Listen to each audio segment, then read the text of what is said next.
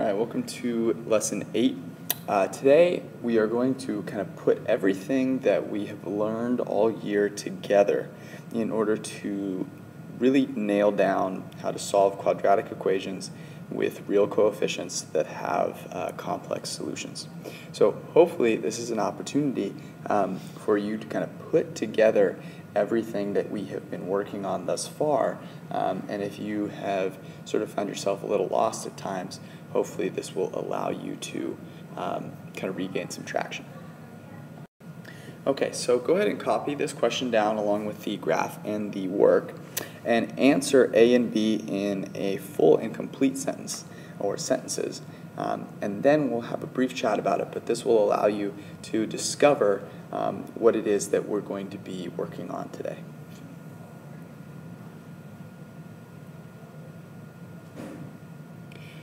All right, so hopefully you were able to go through and pinpoint the noteworthy aspect of this graph. Right? The key characteristics, as we remember them, are the roots, the vertex, and the y-intercept.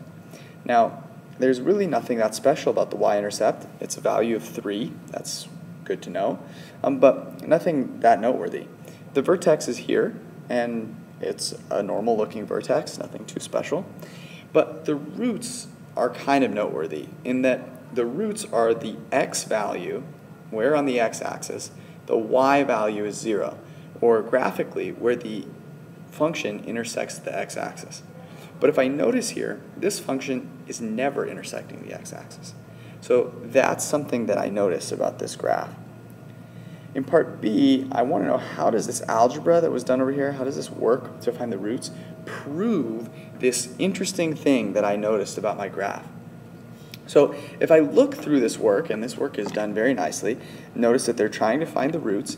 And so what you do when you're finding the roots, well, the roots are the x value that you get when you set the y value equal to 0. So what we're doing is we're setting the y value equal to 0 and solving for x.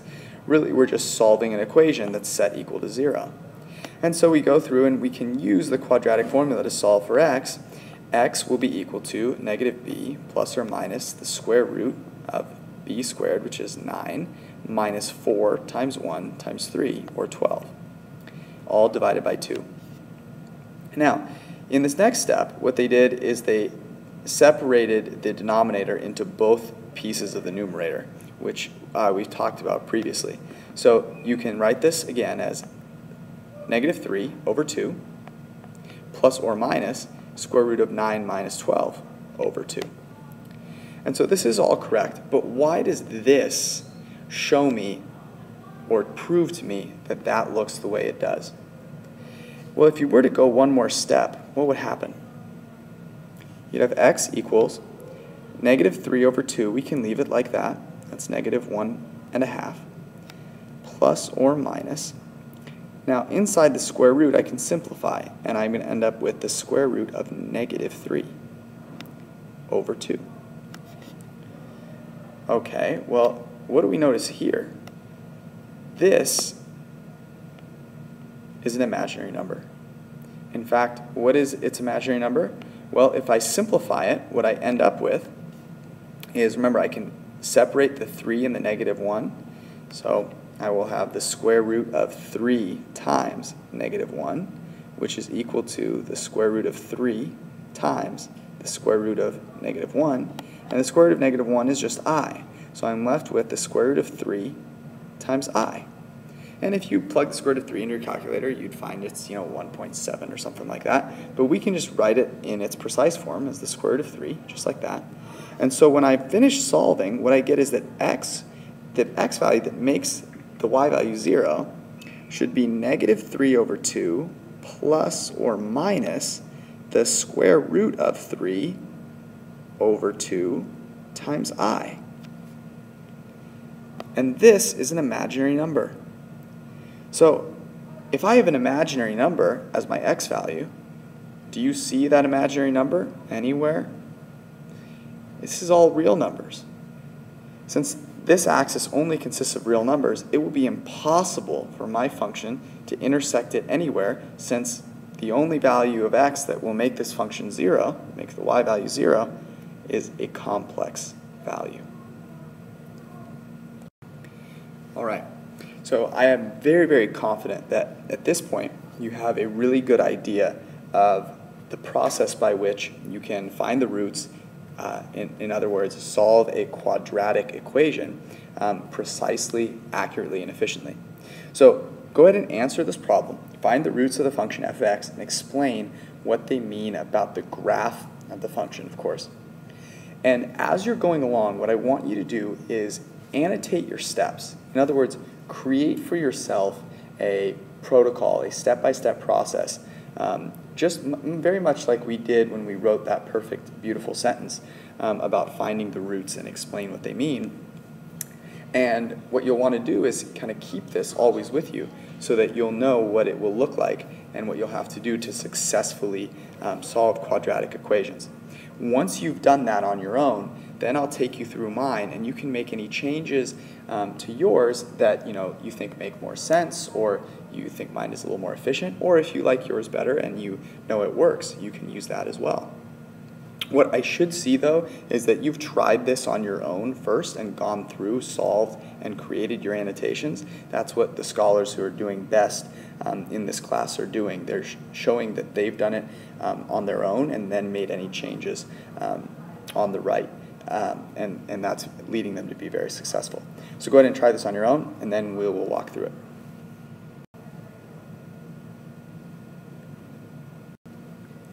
Okay, so the first part of this question is actually the understanding portion. Find the roots of the function f of x.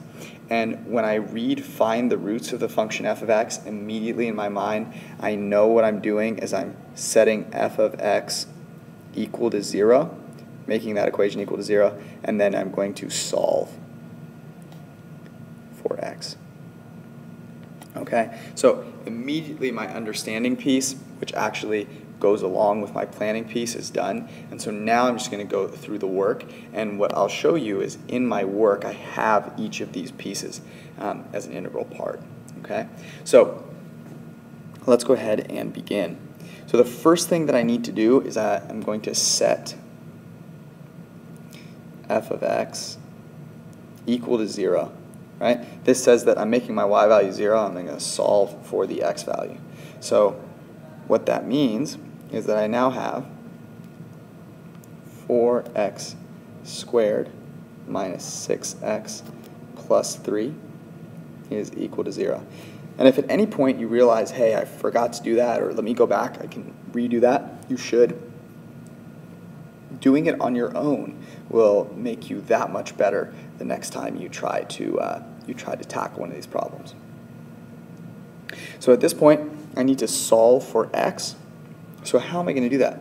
Well, if I'm going to solve for x, I need to isolate x. And luckily, if I have a quadratic set equal to 0, a quadratic equation where it's set equal to 0, I can use the quadratic formula. So solve for x using, and I'm going to abbreviate with QF for a quadratic formula. Now remember, the quadratic formula solves for x. That's the key word there. So I'm going to have x equals, it's hugely important to remember what it is you're actually doing.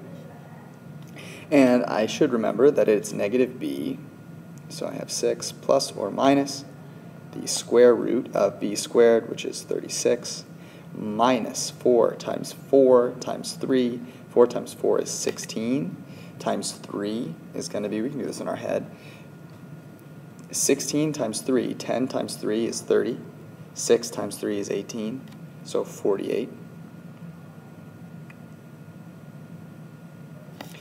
All divided by 2 times 4, which is 8. Okay, so at this point, what we have is a pretty simple process. We're going to continue solving for x until we have a simplified form. So this is a step that maybe you're not familiar with, but that you will notice from the work in the previous question that we did, and that is actually splitting up the numerator into the real part and the radical part, which is the part that could be imaginary. So that way, if it is imaginary, then we're okay because we've separated the real part already.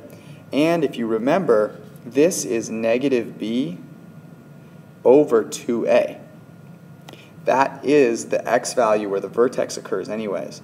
So splitting that off will really help us to visualize our function, to know the x value where the vertex occurs, and will help us understand the symmetry because we'll have the vertex point plus or minus some value, which tells you that the roots are on either side of the vertex. Of course, with complex roots, we won't see them anyways, but that'll be okay. So we'll split that up, and we'll have 6 over 8 plus or minus the square root, and here I can go ahead and simplify that. 36 minus 48 is negative 12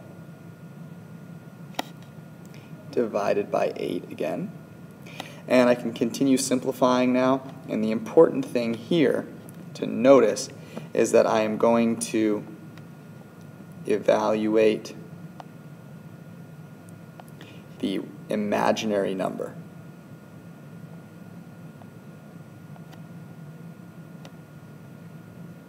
Okay. And now I can continue simplifying.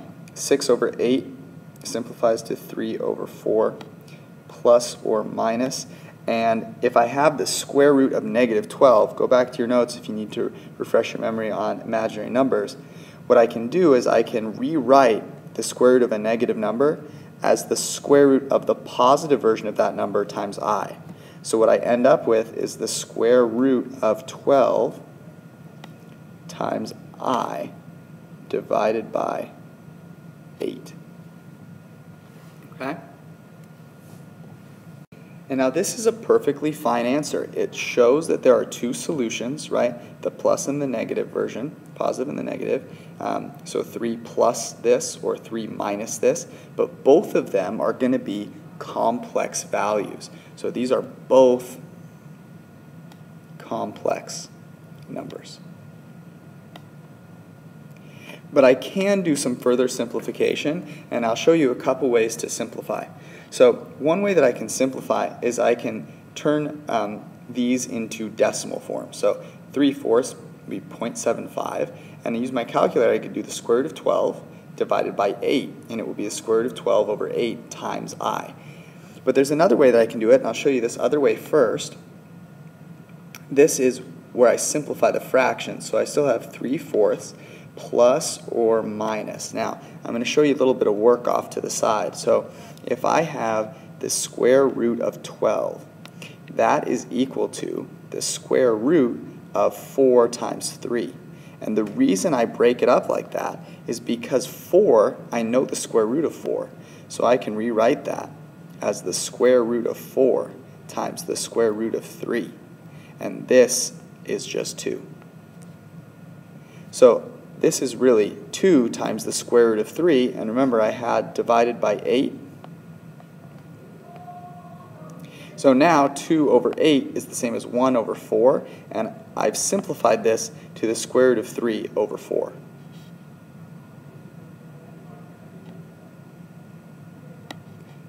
Times I.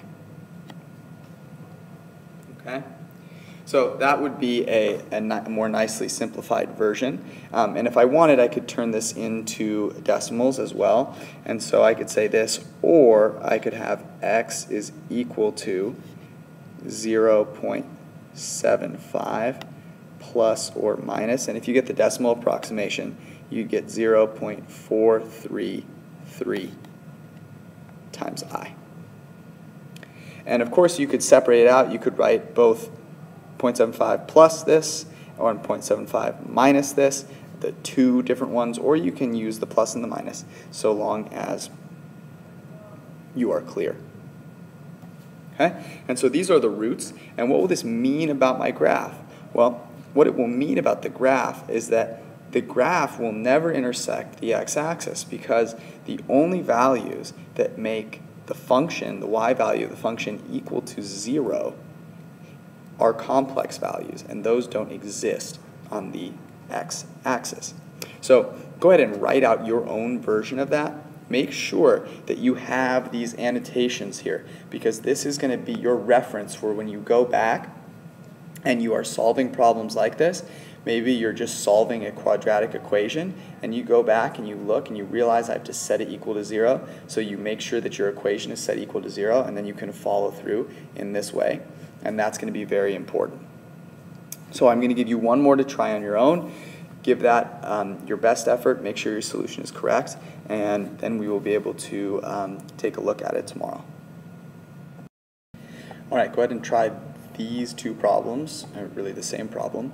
On your own, make sure that you go all the way through with it.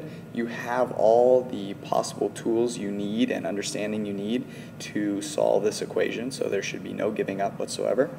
And then make sure that you spend some time thinking about this question here and answering it in a full and complete sentence.